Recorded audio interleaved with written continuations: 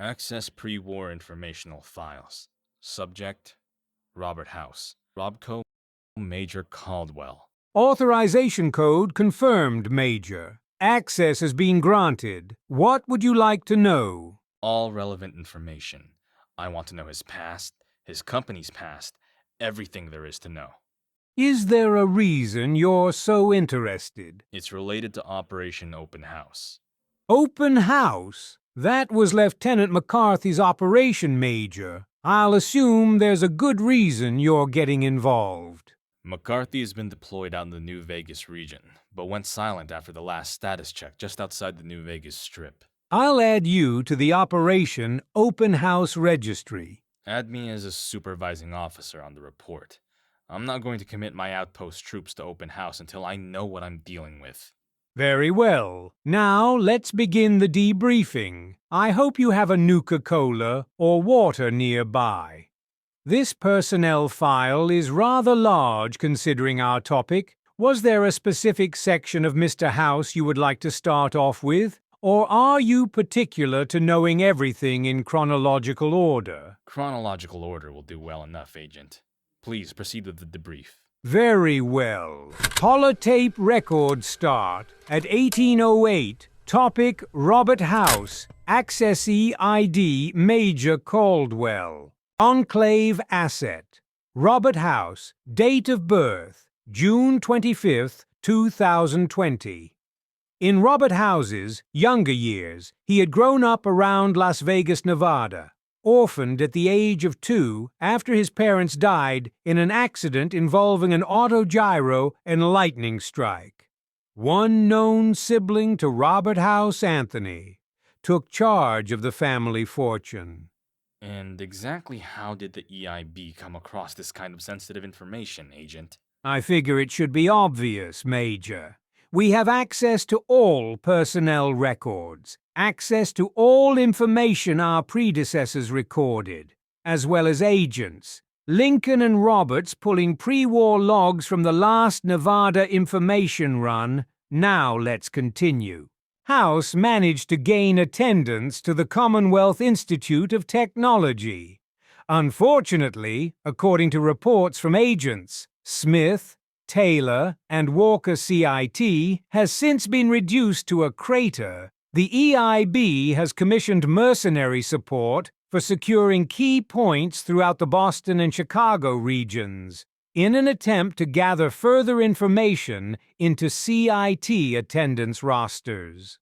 But we do know that he graduated, and by the age of 22 had founded RobCo Industries in the year 2042. What information does the EIB have, RobCo? Well, according to some digital records pulled from the National Library during an excursion back to D.C., RobCo had managed to become one of the most successful and profitable corporations in the world.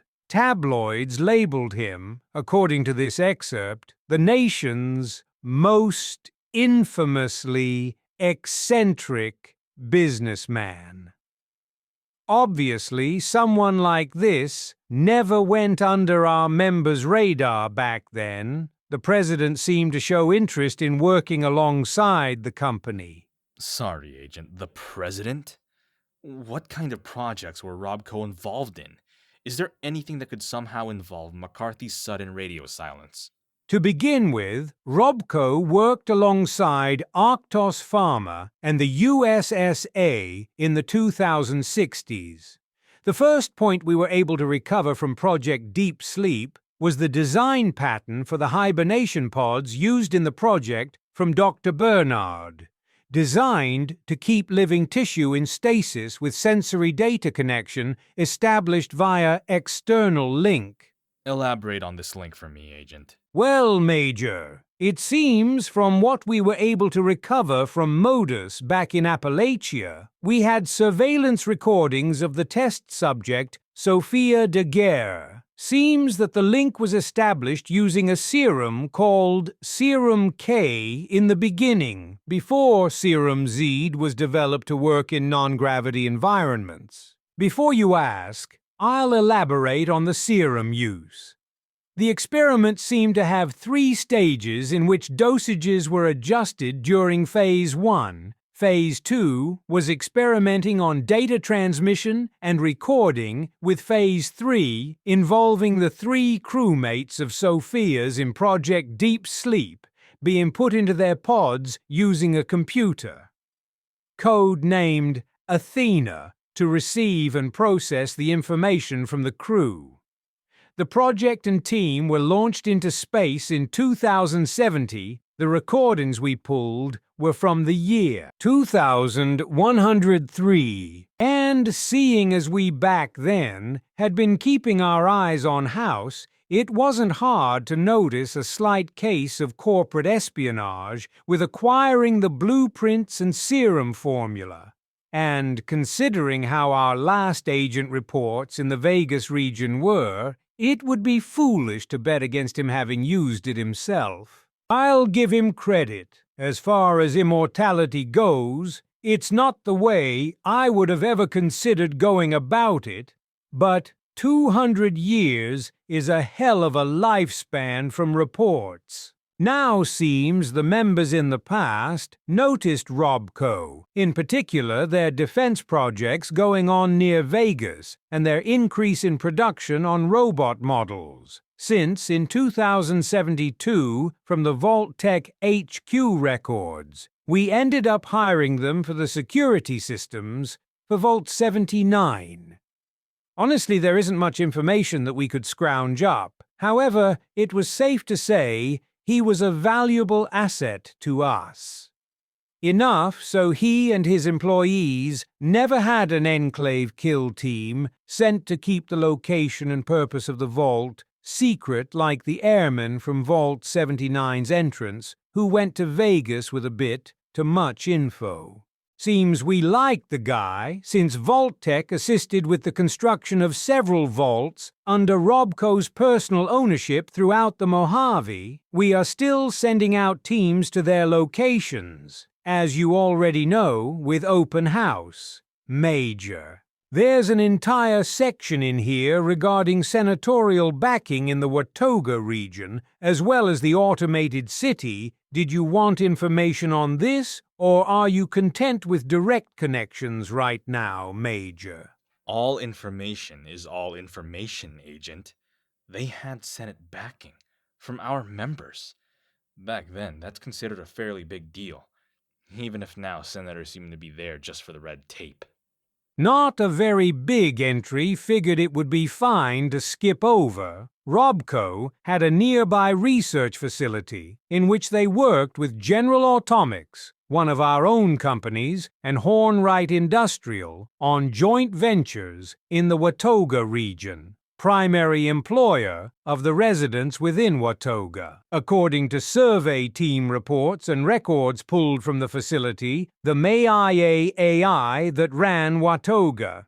Interestingly, reports indicate they had been working on new military prototypes for us, and General Atomics records confirmed as such, having given communication protocols. So RobCo machines could process and communicate with our own model robots. We did seem to have robo-brains being produced within the facility as well. In 2077, records aren't clear on how exactly we sourced the brains to create them, but I have a team of 2 agents searching records in the region to uncover what they can. That's it for Watauga, not much else. Unfortunately, we need more time to dig around their systems. Circling back to events taking place in 2072, seems RobCo and GAI was bound at the hip, practically the same company at that point, and they continued to work together from then on.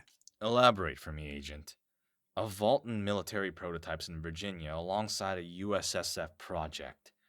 What else could RobCo work on alongside Enclave personnel? And how exactly did the 2 companies become connected so heavily? Well, Major, continuing with 2072, there was Liberty Prime, a RobCo and GAI joint project for the Department of Defense. Now, reports indicate that this specific project was when we had the two joined together. Simple way to cover this project for the record major. A really giant nuke-tossing super robot that was considered the pinnacle of military might. The Brotherhood of Steel turned it on our forces years ago back in the capital wasteland, and in turn, we destroyed it. Last reports from Sigma Squad survivors who returned back to the Virginia base after being deployed to the capital say that the Brotherhood recently got it fixed up, but not repaired well enough to operate. It was dragged away from the capital by an airship up north. The Chicago branch reported back, saying their hired mercenaries in the Boston region reported seeing said airship in the region. We were unable to determine if they removed it from Boston at this time. Reports indicate the airship was headed back over the Chicago region, and our holdouts reported seeing it over California recently. Understood. Continue onwards with RobCo. Well, moving onwards to events more scaling on the 2075 to 2077 timeframe, we have the RepCon Aerospace buyout. Initially, we had attempted to buy them out using Poseidon Energy, which eventually was stopped due to the combined effort of two chairpeople, one being the VP and the other a woman named Julia Masters, the then general manager at the time, from what records from their regional HQ seem to indicate.